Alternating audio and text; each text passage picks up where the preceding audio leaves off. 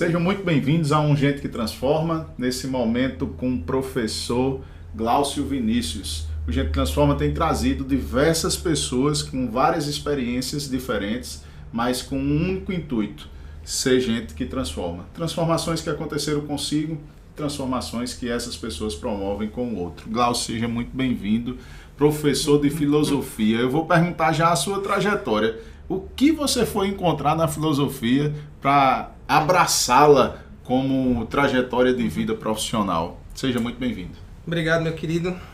Bom, complicado, né? Falar um pouco de filosofia, né? Porque, de fato, toda vez que você diz assim, filósofo, né? Vai estudar filosofia, o povo diz, aí, tu é doido, né? Daí, né? Sobretudo hoje em dia, né?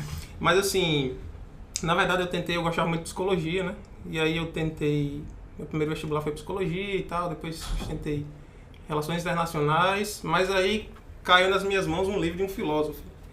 E eu comecei a folhear assim, comecei a gostar da coisa, gostava de literatura, né? Esse filósofo um pouco ligado com literatura, eu vou ver esse negócio de filosofia. Aí entrei e comecei a estudar. E como eu, assim, sempre fui um zero à esquerda, com coisas de exatas, né? Matemática, essas coisas, aí eu disse, não, peraí, eu vou ver algo mais afeito à minha realidade, né? Aos meus anseios e tal, e minha experiência de vida. E entrei na filosofia, né? É o que, do ponto de vista prático, né, hoje em dia, claro, muito em desuso, né, porque a filosofia essencialmente não é uma ciência prática como as outras que a gente conhece hoje em dia, e o mundo está muito pragmático, né? Mas eu mesmo assim resolvi entrar nessa parte de teoria, até para fugir um pouco daquela coisa. Um engenheiro, se ele fizer um cálculo errado, um prédio cai, entendeu? Eu posso errar e, assim, peço perdão a Deus e tal, depois eu continuo, não tenho essa responsabilidade, né? Então, foi inteligente. Mas me diga uma coisa, você foi acolhido de imediato com a sua escolha dentro da sua casa? Sim, fui, né? Eu sempre fui muito incentivado por questão de leitura, né? Com minha mãe e meus pais em casa. 8 anos de idade, minha mãe me deu um livro, ó, lê isso aqui, um pra mim e pro meu irmão.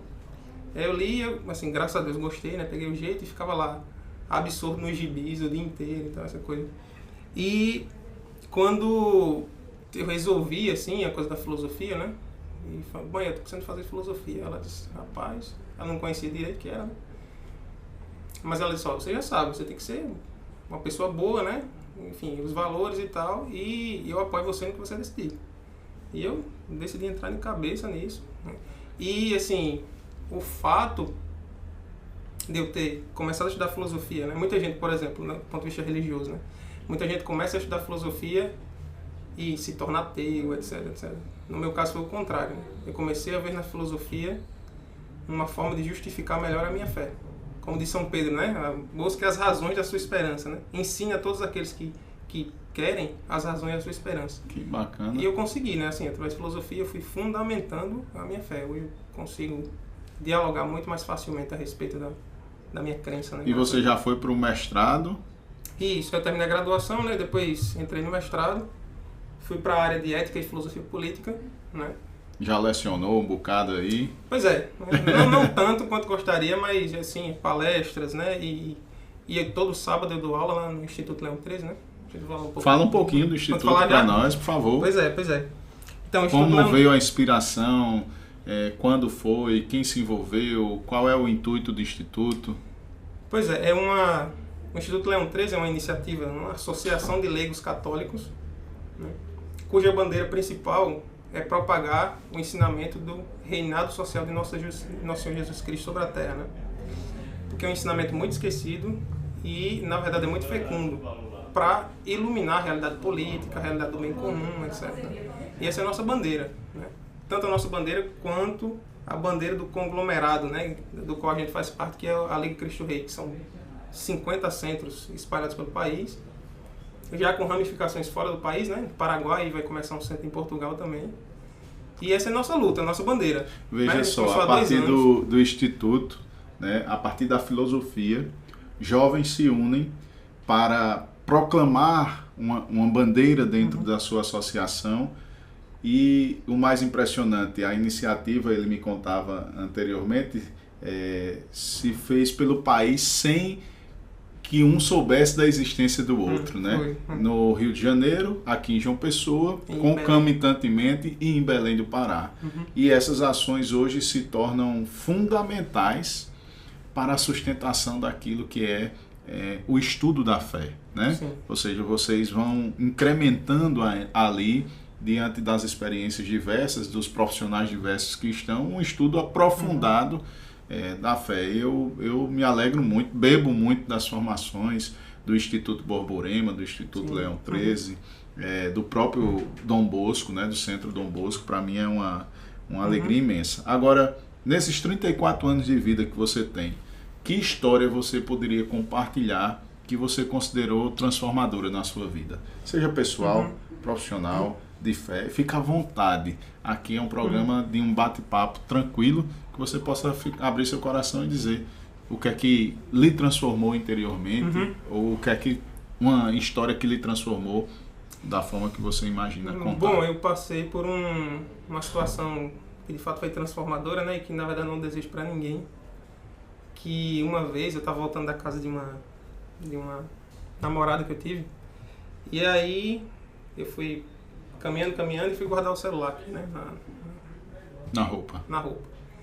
E aí vi um carro de frente e o carro passou por mim. Aí depois o carro parou, lá atrás eu só escutei assim: coloca a mão pra cima que daqui a gente lhe derruba.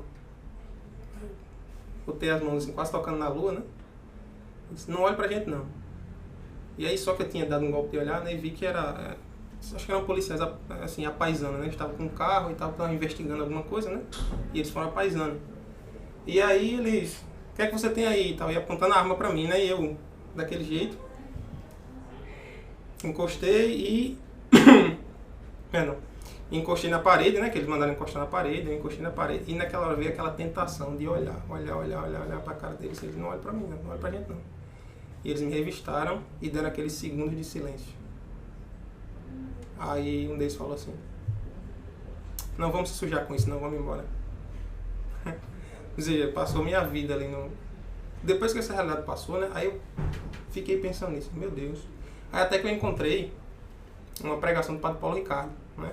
E o Padre Paulo Ricardo disse que uma vez ele estava sobrevoando a Bahia, né?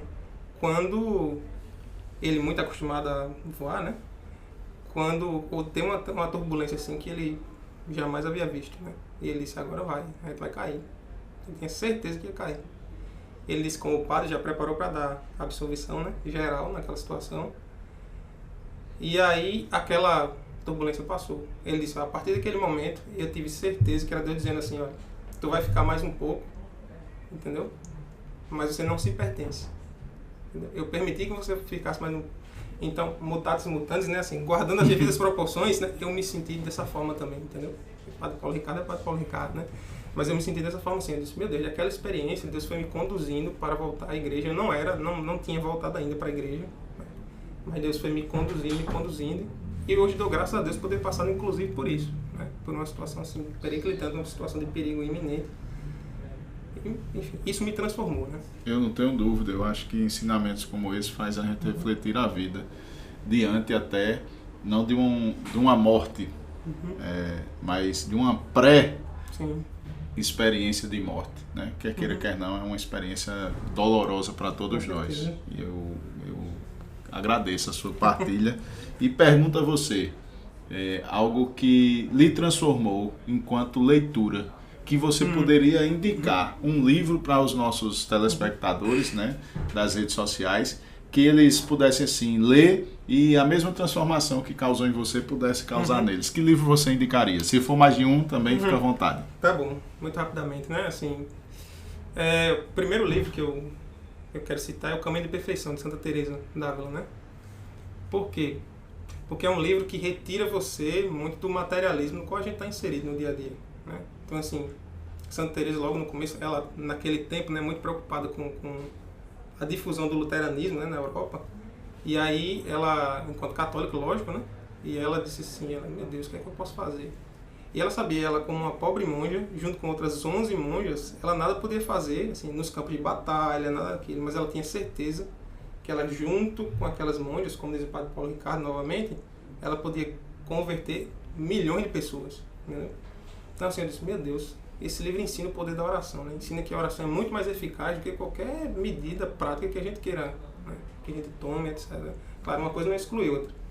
Mas assim, mudou por essa perspectiva, de saber da realidade, assim, profunda e muito concreta do mundo espiritual na nossa vida, né?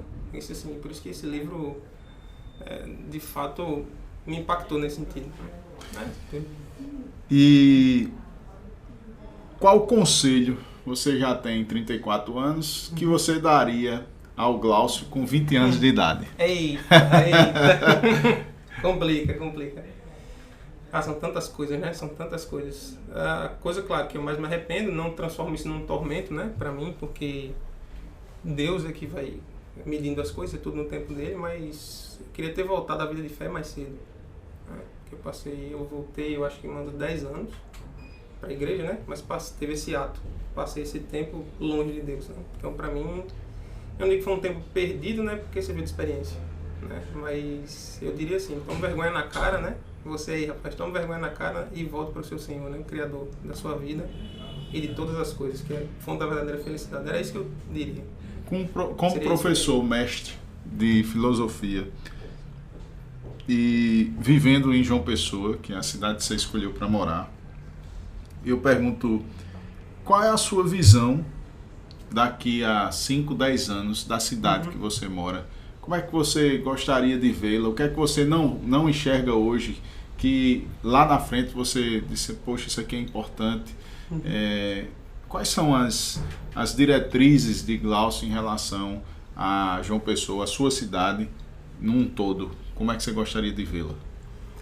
Bom, claro, isso pode parecer um pouco sectário, né? Mas eu não estou nem aí, sinceramente, muito respeitosamente, né?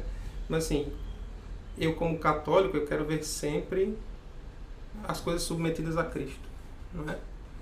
E assim, eu acho que esta formação, eu vejo, claro, acompanho um pouco da política paraibana e da política nacional e vejo que existe uma carência muito grande, muito por culpa nossa, não é?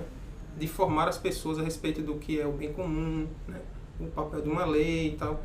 Então, o que eu espero, há duas hipóteses, né? Tem aquilo que eu espero enquanto cidadão que vê o que está acontecendo hoje, né? E, assim, sim, claro.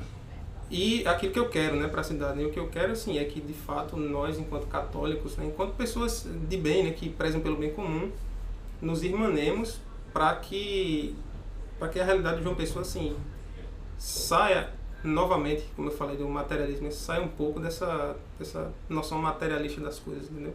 Porque eu acredito o seguinte, quando você esquece quem é Deus, você automaticamente esquece quem é o homem. Não é? Que frase, hein? Não é? Repita aí. Não é assim?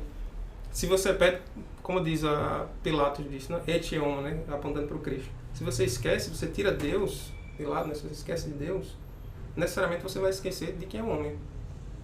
Porque é Deus quem revela quem o homem deve ser. Né? Então, assim, se nós voltarmos a propagar esses valores, essas virtudes, né, a esses ensinamentos, eu acho que a gente tem muito a ganhar. O bem comum, assim, vai ser muito valorizado, entendeu? Então, assim, sejamos católicos, eu enquanto católico, você enquanto católico também, né? Claro. E as pessoas, os cristãos em geral, pessoas de boa fé, né? Que, assim, a gente se irmane nesse propósito do bem comum, de lutar pelo bem comum. Agora, claro, se continuar como está hoje, entendeu? Assim, tá uma incógnita, né? Assim, eu vou dar um exemplo prático daquilo que Glaucio está dizendo. Quando uma pessoa nossa vai para um hospital, esqueça se é público ou privado, esqueça. Ela chega lá na urgência e quer ser atendida e passar na frente talvez de quem tivesse pior do que ela. Ela quer ser o seu problema resolvido e esquecer do outro. E eu vivencio isso muito, né? Esse desejo do próximo pedir a minha ajuda politicamente para que pudesse intervir. E eu percebo que não existe o bem comum. Será que aquela pessoa que está esperando 2, 3 dias com o mesmo problema que eu, ela não teria o mesmo direito? Sim.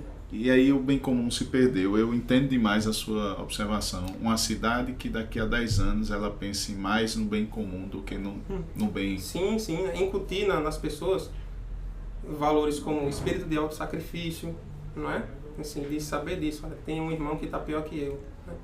Eu vou me doar, né? Assim, não vou... espírito de civilidade, né? De respeito às pessoas, é isso que a gente tem que construir, não é? E que a gente se perde muito em coisas miúdas, muitas vezes, né? E assim, eu espero que daqui a 10 anos a cidade esteja muito mais... muito mais cheia, né? E até repleta mesmo de pessoas que pensem nessas coisas. Glaucio, muito obrigado. Esse é o Gente que Transforma. Seja muito bem-vindo. Deus abençoe.